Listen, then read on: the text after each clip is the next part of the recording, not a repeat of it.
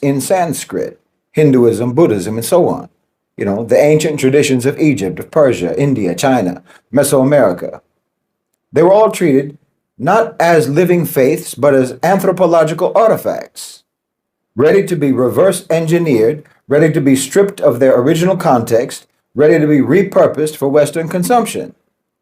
It's really quite grotesque if you think about it. And that's where you really start to see the emergence of Western occultism, like some souvenir that a tourist brings back home to show their friends how well traveled they are. You know, like these celebrities today getting tattoos in Japanese or in Sanskrit or in Arabic without even knowing what they say.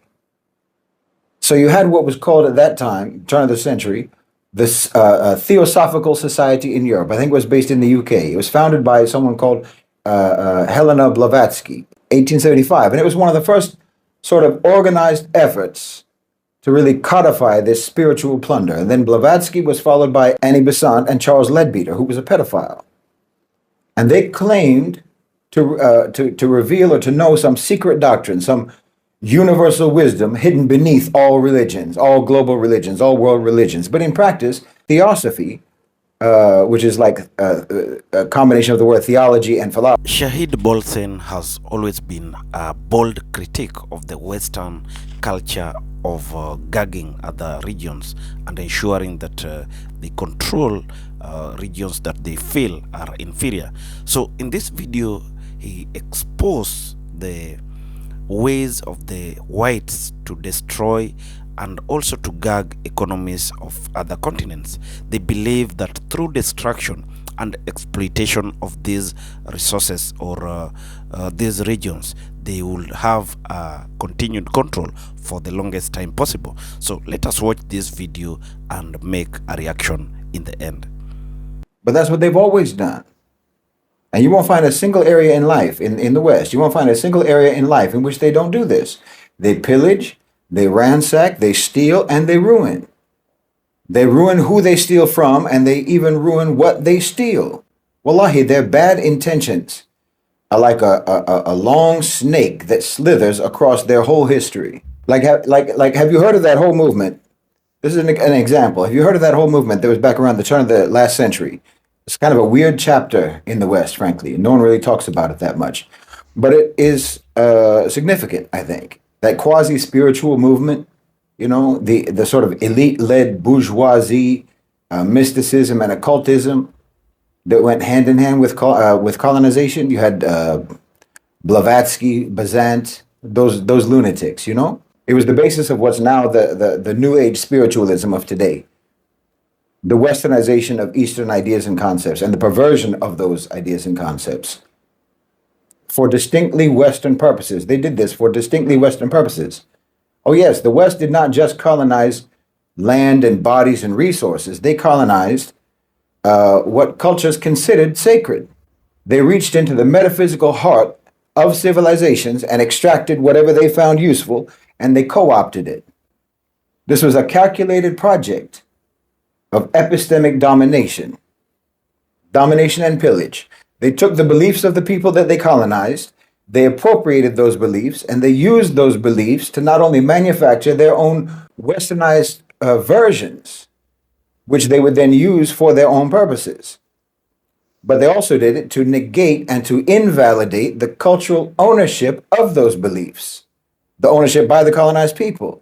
Now, of course, for us, we're just talking about all different types of kufr from all around the world. But that's irrelevant to the point that I'm making here. The point here is that this was just another form of extractive ransacking by the West. And it's important to recognize that. It's important to recognize how they did and what they did and why. From the 18th century onwards, as the Western empires spread across the globe, they encountered civilizations, old civilizations, whose spiritual traditions were older and were deeper, and were far more integrated into the fabric of daily life than the hollowed out remnants of post-Reformation Christianity, and certainly more than the secularism of the so-called Enlightenment. We're not just talking about, museum relics or something to be cataloged. They were living, breathing systems of meaning.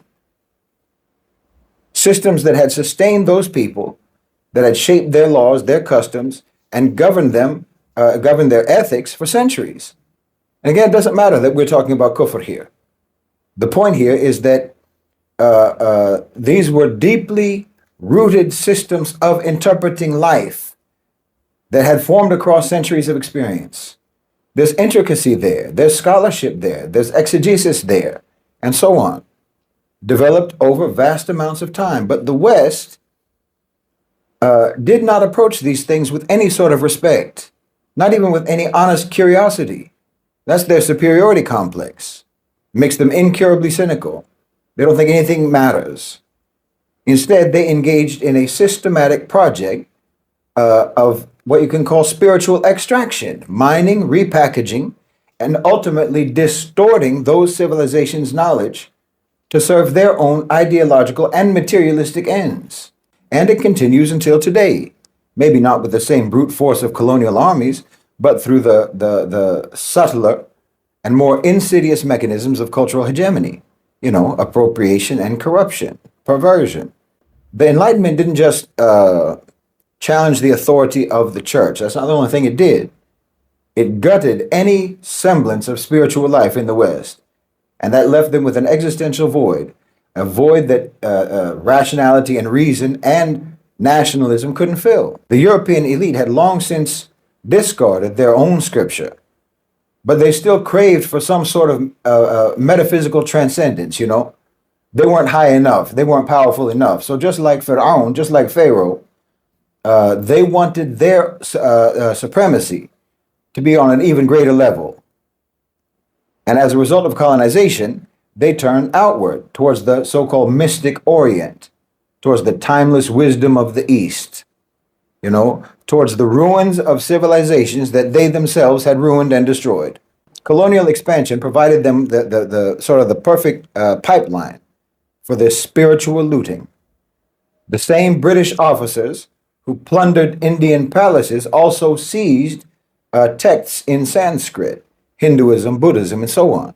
The ancient traditions of Egypt, of Persia, India, China, Mesoamerica. They were all treated not as living faiths, but as anthropological artifacts, ready to be reverse engineered, ready to be stripped of their original context, ready to be repurposed for Western consumption. It's really quite grotesque if you think about it. And that's where you really start to see the emergence of Western occultism, like some souvenir that a tourist brings back home to show their friends how well-traveled they are. Like these celebrities today getting tattoos in Japanese or in Sanskrit or in Arabic without even knowing what they say. So you had what was called at that time, turn of the century, this Theosophical Society in Europe. I think it was based in the UK. It was founded by someone called Helena Blavatsky, 1875. And it was one of the first sort of organized efforts to really codify this spiritual plunder. And then Blavatsky was followed by Annie Besant and Charles Leadbeater, who was a pedophile.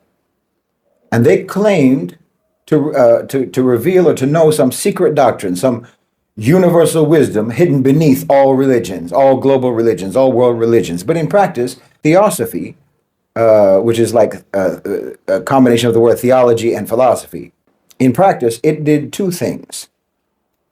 One, it reduced living doctrinal traditions to just metaphors. Hinduism, Buddhism, Zoroastrianism, and so on were all stripped of their theological substance and repackaged as allegories for some deeper esoteric truth that the actual, believers in and practitioners of those faiths couldn't actually understand themselves. So the second thing they did was to elevate themselves to become some new spiritual aristocracy. The real wisdom, they claimed, was not accessible to the ordinary believer, but only to the Western initiate, the enlightened elite who alone could decipher the hidden codes and the hidden meaning in these ancient texts and these ancient faiths, you see? That's the whole history of the West. That's their whole history. That's their whole modus operandi. Like I said, they steal, and then they claim that what is yours is actually theirs, and then they even claim that their stealing of your stuff made it better. The arrogance. These people, Besant, Blavatsky, even Leadbeater, They're still talked about until today as if they were master teachers of some great spiritual truth. No, they were imperialist frauds. They were narcissistic cult figures who diluted and polluted centuries old belief systems of colonized people in order to exalt themselves over those same colonized people. I don't even know what kind of a category of crime that is. But you'll notice when you look into these people's writings, when you look into their books and their works and their speeches and what have you, there's one religion that they never messed with. And you can guess which one that is. Yes, Islam was conspicuously absent from their grand synthesis of all the Eastern religions. Why? Because Islam was and remains a faith that refuses to be co-opted, to be pillaged, or to be domesticated. Islam wasn't built like that. Unlike Hinduism or unlike Buddhism and so forth, which had already been sort of fragmented and demilitarized under colonial rule, Islam retained not only its theological coherence, its legal rigor, its political force, but its teeth. It could not be appropriated by the West without provoking resistance. You can't get away with that with Muslims.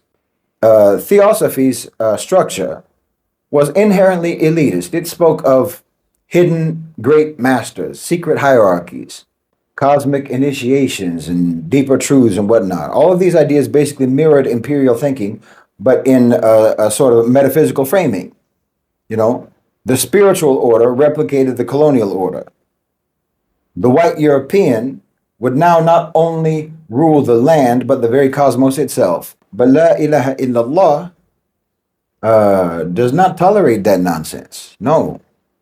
Like I said, you can't underestimate this sort of weird moment in the West, this weird phenomenon that happened in the West, because it oozed out from there into all sorts of other areas, not the least of which is psychoanalysis, especially Carl Jung.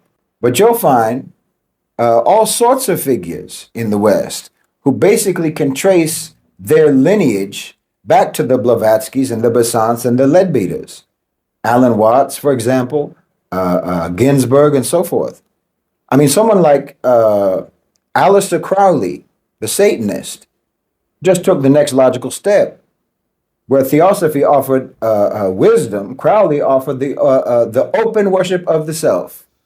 He said, "Do what thou wilt shall be the whole or the total of the law." His system was less a spiritual path than a sort of a metaphysical manifesto for elite individualism. So Western.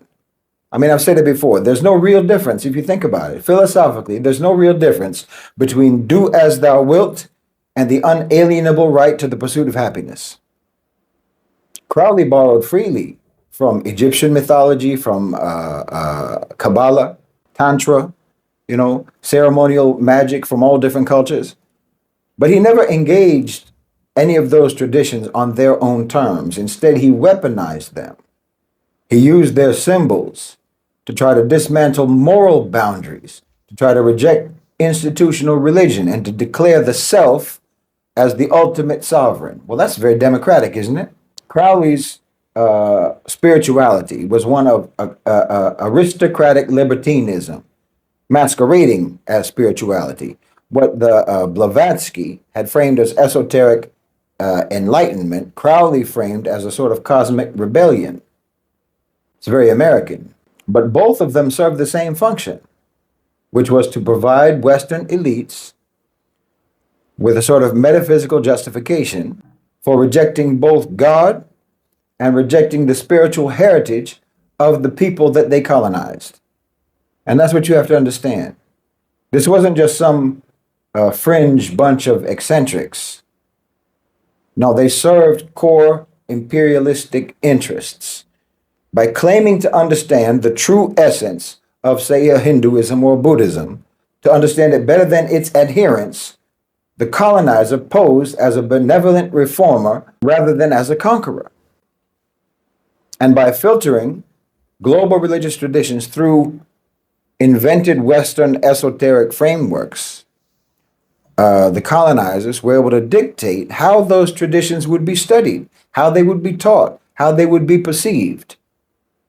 When your sacred texts are all called metaphors, and your prophets are all called myths, and your rituals are all reframed as nothing but psychological symbols, you're spiritually disarmed. I mean, you can literally discern, like I said, the thread between a leadbeater and a Jordan Peterson. They're the same. The shift from divine revelation to secret knowledge, transfers power from the actual community of believers and scholars to a self-appointed spiritual elite who are literally not even learned in the scriptures and in the texts and in the traditions that they're pretending to interpret, just like Jordan Peterson. This legacy of spiritual empire building is everywhere. Like I said, in the so-called New Age movement, which is just a descendant of theosophy, it reduces Buddhism to mindfulness, Christianity to, positive vibrations, love, and so forth. Hinduism is just yoga or tantric sex or karma. You can see it in the UN endorsed interfaith initiatives that they do. This push for a sort of universal spirituality that flattens theological distinctions in favor of liberal humanist platitudes. You can see it in corporate wellness programs, repackage the sort of Hindu, Eastern, Buddhist meditation as a form of stress relief, stripping it of all metaphysical meaning. I mean, it's all over the place in Western pop culture. You see the Egyptian iconography, Eastern mantras and so forth, all just being a kind of aesthetic backdrop. Spiritual imagery emptied of any spiritual consequence or meaning. No appreciation, no understanding of the context or the history or the culture that those things came from. In each case, the goal is the same: narcissistic spiritual performance without submission to God. And yes, that is at least part of why Islam is still demonized, still excluded, tokenized only as Sufism in these frameworks, because it's the last major world religion that remains whole. Its creed is unbroken. Its scripture is unchanged. Its metaphysical structure is intact. It can't be syncretized. It can't be metaphorized. It can't be relativized. And because Islam still demands submission to a sovereign God, it remains the final bulwark against the total metaphysical colonization of the human soul by empty Western rich people. This is why the West's spiritual empire builders avoided Islam then and why they fear it today. Nietzsche said, God is dead. But the West didn't kill God. They killed belief in God so that they could then cast themselves as his substitutes. Astaghfirullah.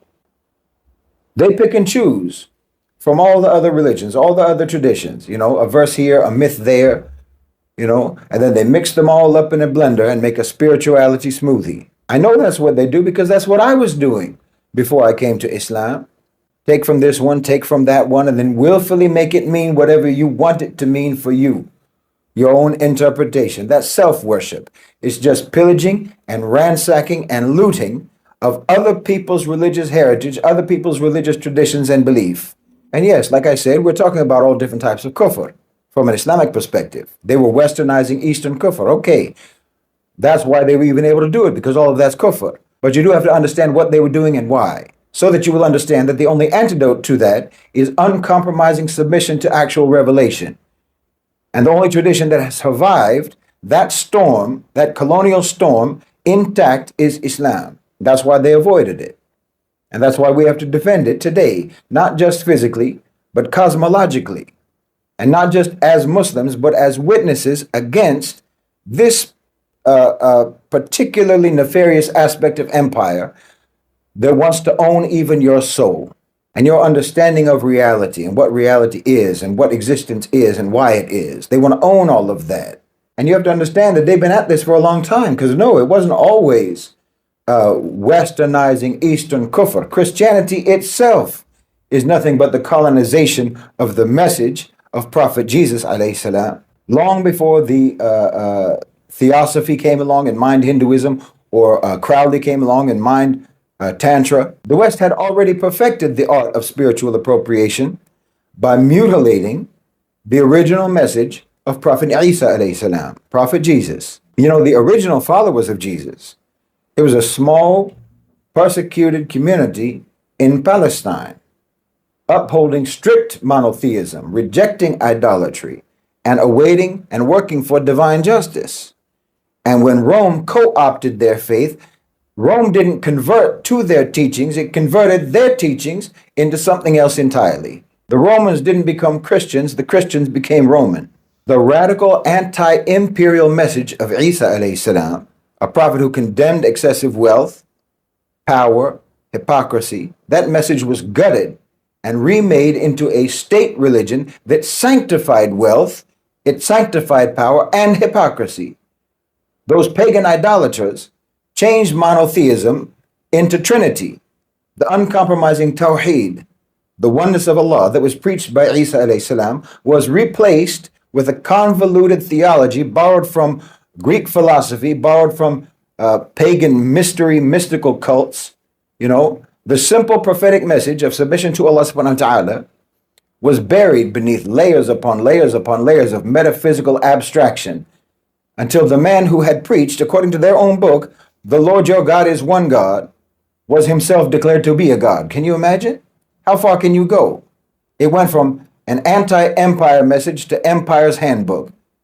Isa alayhi salam, according to their book, said that it's easier for a camel to go through the eye of a needle than for a rich man to enter the kingdom of God. That's according to their own book that they're reading until right now. But pretty quickly, you had bishops wearing gold. You had popes commanding armies, violent armies. You had kings who ruled tyrannically by so-called divine right. No, the religion of the oppressed became the religion of the oppressor. You see how they do? They went from divine law to selective morality. Isa alayhi salam upheld the revelations from before, and he said in their book, until now, I did not come to abolish the law, but Pauline Christianity completely discarded divine law in favor of grace that conveniently allowed all the powerful to just sin without consequence while using moral rhetoric to try to control the masses. Even in their book today, in their Bible today, you still have Isa alayhi salam warning about divine punishment and urging people to be prepared, to prepare themselves for the hereafter. But imperial Christianity turned faith into a transactional system where salvation could literally be bought through the church, where suffering was glorified if you were poor, where the oppressed were told to endure injustice in exchange for a heavenly reward. They turned a message of justice into a message of passivity in the face of injustice. Just as later Western esotericists would strip Hinduism of its theology, reduce Buddhism to just mindfulness, the early church fathers stripped the message of Isa alayhi salam from its revolutionary essence and repackaged it as a tool of social control. You know, the cross, which was nothing but a symbol of Roman brutality, was rebranded as a divine mandate for conquest. Imagine. The teachings of a prophet who stood against empire were used to justify empire. See how they do? The same forces that corrupted the message of Isa alayhi salam later went on to plunder all the sacred traditions of Africa, of Asia, and of the Americas. That same intellectual arrogance that turned monotheism into a trinity, because that's what they liked. They turned yoga into exercise, Sufism into poetry, meditation into corporate productivity hacks. But alhamdulillah, Islam remains unbroken and unbreakable. Islam still says there is no God but Allah subhanahu wa ta'ala. It still demands justice, not complacency. It still rejects the deification of man, whether through we're talking about papal infallibility or New Age self-deification, or the idea that self-knowledge constitutes knowledge of God or any other such nonsense. No. If you don't know that you're nothing but a slave of God, then you have no self-knowledge whatsoever. And the Muslims are the ones who can tell you who you are. The Muslims are the ones who can tell you what you are. Why, a Muslim who doesn't even know you has more knowledge about you than you have about yourself. That's why the West fears Islam. Not because it's foreign, not because it's Arab, not because they say it's violent or terrorist or what have you. It's because it's the uncorrupted echo of the message of Isa alayhi salam. In the same way that Rome couldn't tolerate the real Isa, the modern West cannot tolerate the real faith that Isa alayhi salam taught, because they can't tolerate anything that denies their own delusions of supremacy. Oh, it's just an unspeakable irony when the West ever talks about equality.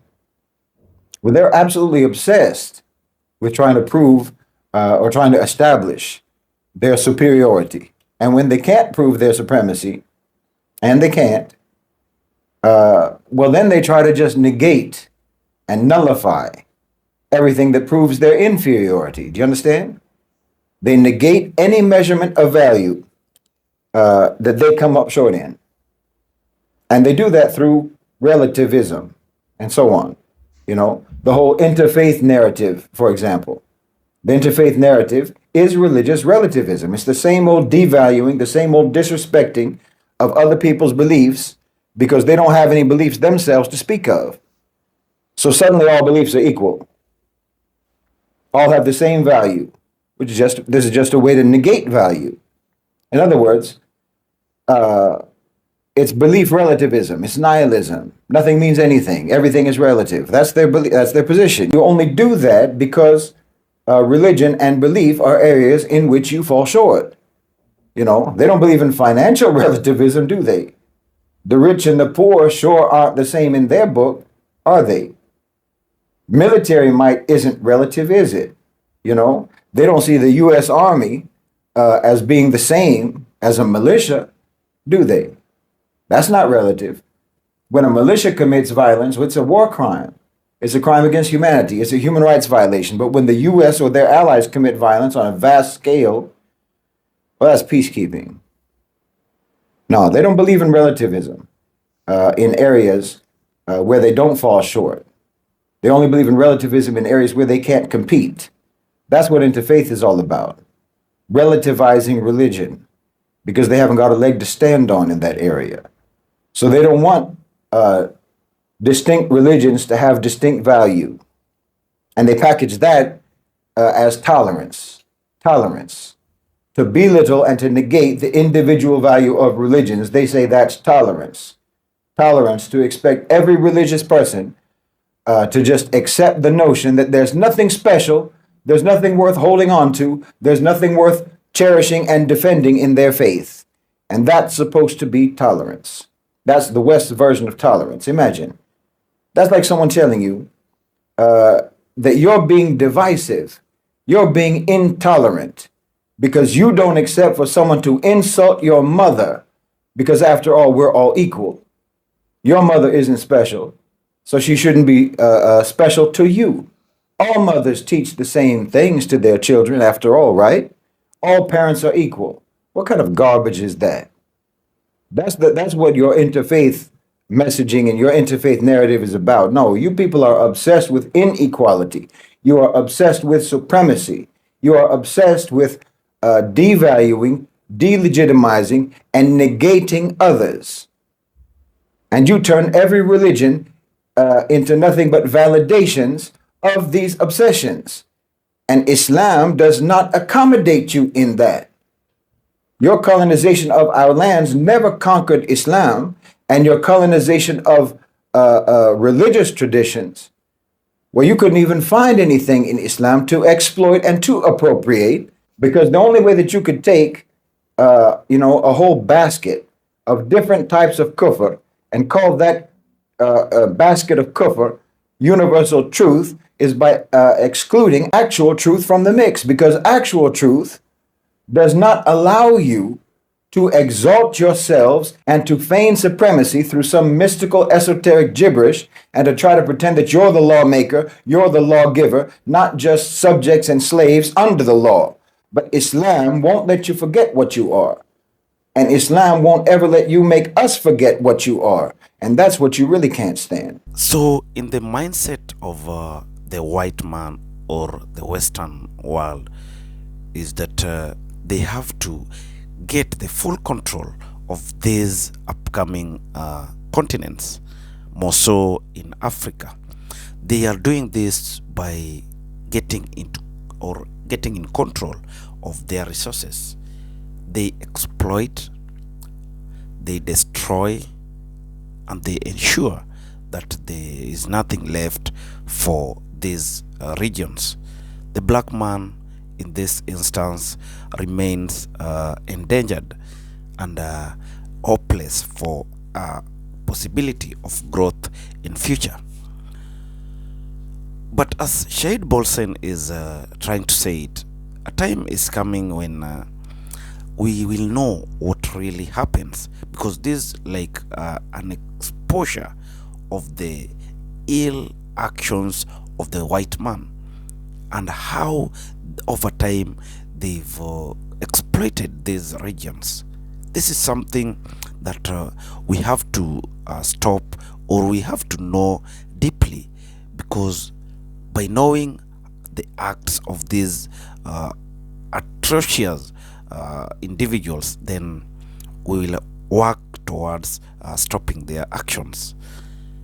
That is what Shaheed Bolsen is bringing across, because we are living in a world that equality must be nurtured, and equality is started by realizing that everyone has a right to defend him or herself. A black man is a human being. A white man is also a human being. Any other person is also a human being, so long as they were created in the image of God. Everyone is a human being. So there's no point we are here in the 21st century still fighting against oppression by a fraction of humans. We have to tell these people that we were brought here together. In fact, the black man was the first race to exist. That pigment in the color is so dominant that it can never be wished away. So we have to tell the white people or the Western countries that let us live together in one unity. Let us stay together in unison, because we are all humans. We were all created in the likeness of God.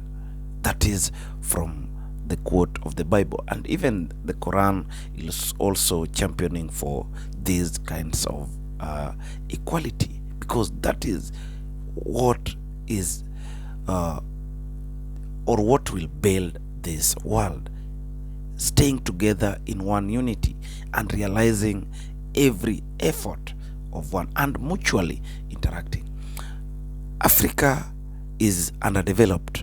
The Western countries have undergone massive developments, and you know how these developments occurred during slavery, whereby Africans were forcefully taken and they worked in these countries without any pay, with poor working conditions.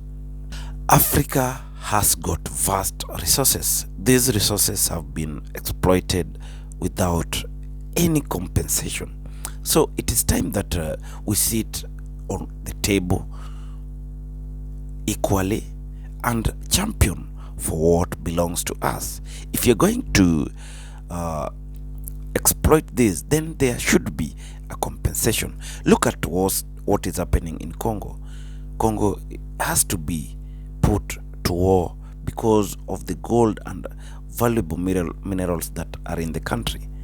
These are the kinds of atrocities that we have to stop for us to live as one humans. Blacks are humans, and that is the message we have to put across, because we want to stay together, we want to build this world, we want to move together as one race, that is the human race. Thank you for watching, and if you are watching us for the first time, I urge you to make your subscription. Also, do not forget to like, share, and comment. Let us know what you feel about what Shaheed Bolsen was speaking about in this video. Thank you, and may God bless you.